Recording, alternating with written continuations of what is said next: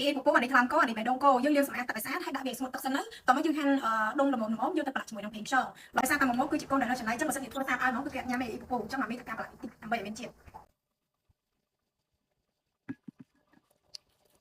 អេពូថ្លាមកោហើយនឹងបេះដូងកោបន្ទាប់ពីយើងលាងទឹកស្អាតហើយយើងយកមកហាន់ជាប្រទេសស្ដើងៗល្មមប៉ុណ្ណឹងនេះហើយសម្រាប់សាច់នេះគឺមកមានលាយជាមួយនឹងប្រេងខ្យងតិចតួចប្រហែលជាខ្ទង់សង្កៀបាយពេលដែលលាយអញ្ចឹងទៅជៀនទៅមួយក៏អាំងទៅវាឈ្ងុយអញ្ចឹងគឺតាក់ចិត្តល្មមអេពូបើសិនជាអេពូមានកូនដែលមិនទាន់ទម្លាប់ឲ្យពួកគាត់ញ៉ាំគ្រឿងដិតទេអេពូមិនធ្វើដូចមកនេះទេអាចស្ងោរសាកក៏បានដែរតែនេះដោយសារតាម៉ូនឹងវាខូចមាត់ហើយអញ្ចឹងមកនេះគឺត្រូវឆ្នៃចេះដើម្បីឲ្យម៉ូ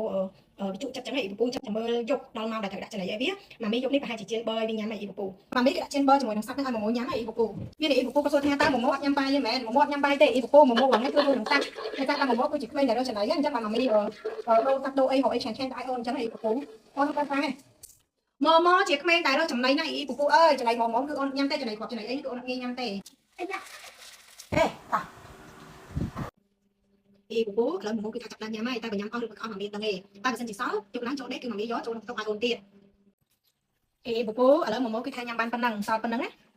អេពូចាំមកពេលញ៉ាំឆ្អែតគឺថាទៅជុកមាត់ជុកកអញ្ចឹងហើយអូន enjoy